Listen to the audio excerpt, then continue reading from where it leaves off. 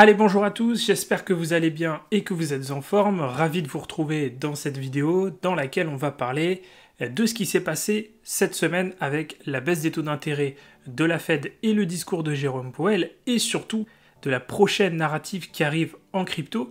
J'ai pas vu beaucoup de personnes parler de cette narrative, pourtant ça me semble complètement évident. On va revenir là-dessus, je vais vous partager quelques projets qui sont dans cette narrative et qui pour moi vont performer sur les prochaines semaines, prochains mois. On va voir tout ça ensemble. Je fais simplement un petit aparté pour vous rappeler de liker cette vidéo, de la commenter, de vous abonner à la chaîne YouTube. C'est vraiment important. On continue de grimper et plus on grimpe, plus je peux faire de vidéos, plus je suis motivé et plus j'ai envie de vous partager du contenu de qualité. Allez, sans plus tarder, on va commencer avec la vidéo. Donc on se retrouve ici sur les United States Interest Rates, donc c'est tout simplement les taux d'intérêt de la Réserve fédérale américaine, autrement dit la Fed, et on voit que ça y est, on a enfin eu la première baisse de taux, donc j'avais parfaitement timé cette baisse de taux puisque j'avais tracé ici une sorte de ligne au mois de septembre, parce qu'on estimait effectivement que ça allait arriver au mois de septembre, donc là c'est le cas, c'est fait, je peux retirer ma ligne, et donc on a enfin eu cette baisse de taux après, du coup, mois de juillet 2023, quasiment, même pas quasiment, plus d'un an de taux qui sont restés aux alentours des 5,25, 5,5, 5,25, donc c'est quand même assez énorme, et là pour le coup, on a enfin eu cette baisse de taux, donc ça fait plaisir, c'est vraiment ce qu'on attendait, et ça permet du coup au marché crypto de souffler un petit peu. Maintenant, qu'est-ce que ça veut dire concrètement? Eh bien concrètement, plus on baisse les taux et on revient à des taux plus faibles, plus c'est un environnement qui est favorable aux actifs risk-on. Qu'est-ce que les actifs risk-on? Ce sont tous les actifs sur lesquels on va pouvoir se positionner quand on veut prendre du risque. Les crypto-monnaies, ça en fait partie. C'est très volatile, ça apporte beaucoup de rendement. Quand on veut prendre du risque, on peut aller sur les crypto-monnaies. Donc, c'est un environnement qui va être de plus en plus favorable pour les actifs risk-on, donc les crypto-monnaies. Maintenant, un petit tour d'horizon de ce que nous a dit Powell lors de son discours, donc juste après la baisse des taux. La baisse des taux, c'était mercredi à 20h et le discours de Powell à 20h30. Il nous a dit 4 choses. La première chose, la Fed estime que l'économie est globalement forte. Donc l'économie américaine, selon eux, est forte. Elle ne montre pas de signe de faiblesse. Bon, tant mieux, hein, on va dire que c'est pas vraiment le cas en réalité, mais ça a un effet de rassurer les marchés parce que c'est Powell qui le dit, donc tant mieux. Deuxième point, l'inflation reste trop élevée. Donc effectivement, ils n'ont pas encore atteint leur objectif de 2%.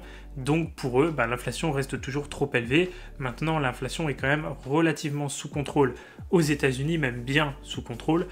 Donc il n'y a pas de quoi s'inquiéter à ce niveau-là. Troisième point, la Fed s'oriente vers une politique neutre. En gros, ils ont exposé le fait que ils étaient toujours restrictifs. C'est-à-dire que voilà, ils n'étaient pas non plus dans une politique monétaire accommodante. Mais par contre, ils se réservent le droit, par exemple, de ne plus toucher au taux pendant 2 mois, pendant 2 réunions, peut-être 3 réunions, bref, ils ne sont pas du tout sur une logique de on a baissé de 50 points de base, donc on va faire que des baisses de 50, ou à partir de maintenant, on va faire que baisser les taux. Ils peuvent très bien rester neutres pendant plusieurs réunions. Donc c'est en fait à leur bon vouloir. C'est pour ça qu'ils ne sont pas nécessairement accommodants, ils sont plutôt restrictifs, mais sans non plus être restrictifs à l'extrême, puisque sinon ça voudrait dire qu'ils remonteraient les taux, et c'est pas du tout l'objectif. Et quatrième point, il a dit qu'il n'y avait pas besoin d'attendre un assouplissement du marché du travail pour amener l'inflation à 2%. Autrement dit, le marché du travail peut évoluer positivement, et en même temps, on peut observer une baisse de l'inflation et un retour de l'inflation au niveau des 2%. Donc maintenant que je vous dis tout ça, vous allez me dire, forcément, suite à tout ça, logiquement, les crypto-monnaies doivent exploser. Et bien c'est le cas, puisque Bitcoin est passé donc depuis mercredi de 60 000 $ à plus de 63, je crois qu'on est même aux abords des 64, ce qui est tout à fait logique. Et comme je vous l'avais expliqué, les altcoins rebondissent énormément, puisqu'on a des performances de dingue sur les altcoins depuis quelques jours, des 10, des 20, des 30, des 40, des 50% sur certains altcoins, et c'est tout à fait logique, je vous avais exposé tout ça.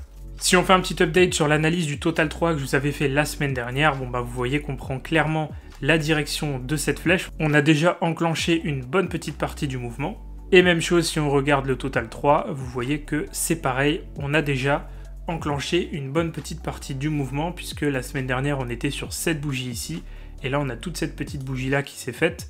Et mine de rien, ça représente quand même 6% de hausse. Donc jusqu'à maintenant, la réaction sur le marché crypto, elle est plutôt positive. Maintenant, la question à laquelle on va essayer de répondre dans cette vidéo, c'est quelle est la prochaine narrative qui, selon moi, va exploser et va être intéressante, donc celle sur laquelle il faut se positionner. Eh bien, si je vous partage un petit peu ma réflexion par rapport à tout ça, il faut savoir que Bitcoin actuellement est celui qui va continuer de driver le marché. Pourquoi? Parce que si on va ici sur la Bitcoin dominance, je vais me mettre ici en monthly, vous voyez qu'on vient de passer les 58% de dominance, juste ici. Donc on a une dominance de Bitcoin qui est massive. Bitcoin domine le marché, surdomine le marché, c'est vraiment le king actuellement.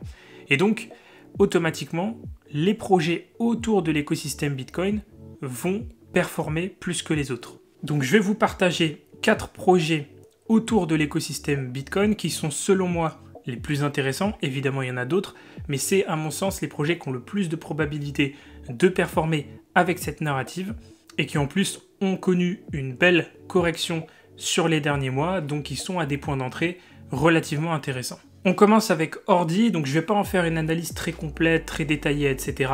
C'est pas forcément ce qu'on vise, là c'est plutôt fondamental par rapport à la narrative, et ensuite je vous laisserai vous de votre côté analyser tout ça et décider de prendre position si vous le voulez ou pas.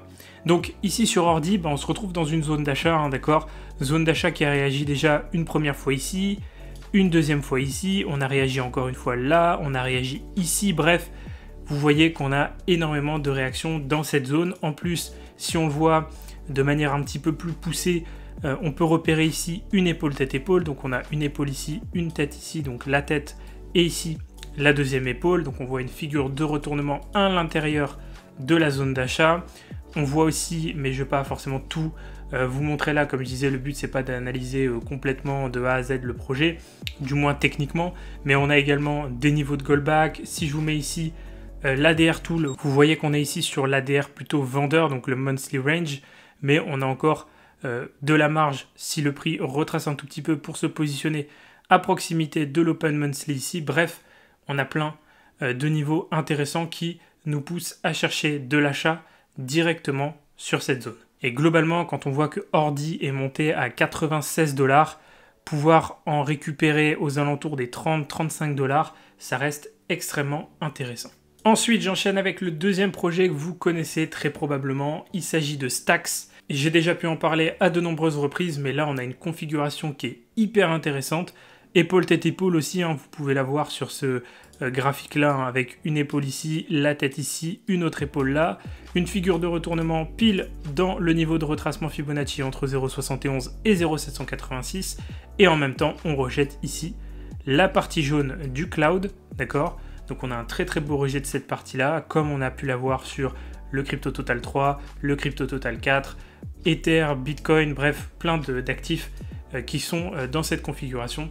Et donc là, c'est un niveau particulièrement intéressant pour pouvoir reprendre position sur Stacks et à un niveau aussi hyper pertinent parce que regardez, l'ATH, il est quand même à 3,8 et le prix actuel est à 1,7. Donc on est encore sur un retracement par rapport à l'ATH de 54%, ce qui fait du coup un discount tout à fait intéressant. Ensuite, on enchaîne sur le token BB de BounceBit. J'ai déjà parlé de ce projet sur Instagram. D'ailleurs, si vous ne me suivez pas sur Instagram, pensez à le faire. Le lien de mon Insta est dans la description de la vidéo.